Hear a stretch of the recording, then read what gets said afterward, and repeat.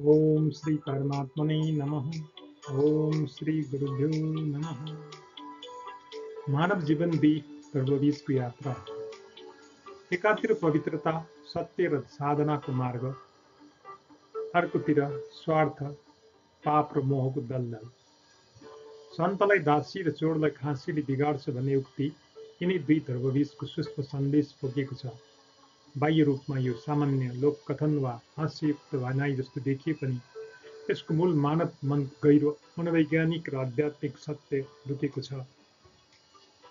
सन्त जसले वर्षौं साधना गरेर इन्द्रिय नियन्त्रण र आत्मज्ञानको मार्गमा अगाडि बढेको हुन्छ, उसको पतन बाह्य शत्रुले होइन, आन्तरिक मोहले गराउँछ, जुन दासीको प्रतीकमा व्यक्त गरिएको छ।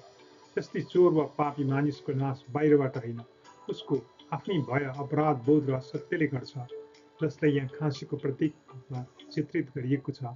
यस भनाइले चेतना जगाउँछ कि पवित्रतामा पनि मोहको सम्भावना रहन्छ र पापमा पनि सत्यले आवाज उठाउने शक्ति हुन्छ। धर्म र अधर्म बीचको यो अदृश्य सङ्घर्ष प्रत्येक मानिसको अन्तर्मनमा निरन्तर चलिरहन्छ। अतः यो उक्ति केवल व्यवहारिक चेतावनी होइन, एक गहिरो आध्यात्मिक सन्देश हो। आत्मसंयम र सत्य स्वीकार्ने मुक्ति र स्थिरताको मूल सूत्र हो। पहिलो, सन्तलाई दासीले बिगाड्छ, मतलब आसक्ति र मोहको प्रतीक हो। यहाँ दासी केवल व्यक्ति होइन, इन्द्रिय मोह, लोभ र भोग वासनाको प्रतीक हो।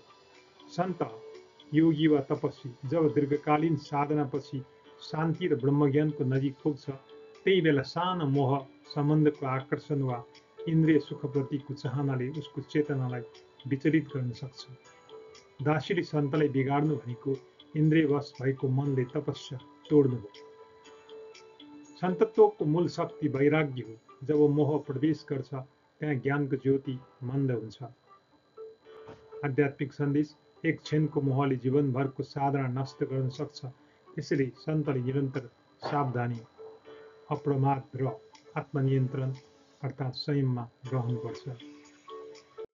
दोस्रो, चोरलाई खाँसीले बिगाड्छ भन्ने मतलब पाप कर्ममा डरको प्रतीक। यहाँ चोर पापी मनको प्रतीक हो र खाँसी अपराध बोध वा भयको प्रतीक हो। जब कसैले गलत कार्य गर्छ, उसको अन्तर्मनमा निरन्तर डर, असुरक्षा र अपराध भाव जागृत हुन्छ। चोरले चोरी गर्छ, तर खाँसीले उसको रहस्य खोलिदिन्छ, अर्थात् पाप कर्म कहिल्यै लुक्दैन। अन्ततः उसको आफ्नै कमजोरी, अस्थिरता वा असत्यले उसलाई नष्ट गर्छ। आध्यात्मिक सन्देश, असत्य बोल्ने जिब्रो कहिले मौन रहँदैन, पाप कर्म आफै आफ्नो प्रमाण दिन्छ। समग्र दर्शन, सन्तलाई दासी र चोरलाई खाँसीले बिगाड्छ, यो वचन चेतनाको पहरेदार हो। सन्तले मोहबाट जोगिनुपर्छ, चोरले भयबाट मुक्ति पाउन सत्य अँगाल्नुपर्छ, किनभने अन्ततः सत्य नै मुक्ति हो र असत्य नै विनाश हो। मेरो खोज अध्ययन हो या प्रश्न विचारहरू सुझावपूर्ण हुन्, आवश्यक परेमा प्रामाणिक स्रोतहरूसँग मिलाएर पुष्टि गर्न उचित हुन्छ। यस प्रकारको भिडियो निरन्तर प्राप्तिको लागि सब्स्क्राइब गर्न नबिर्सनुहोला। धन्यवाद।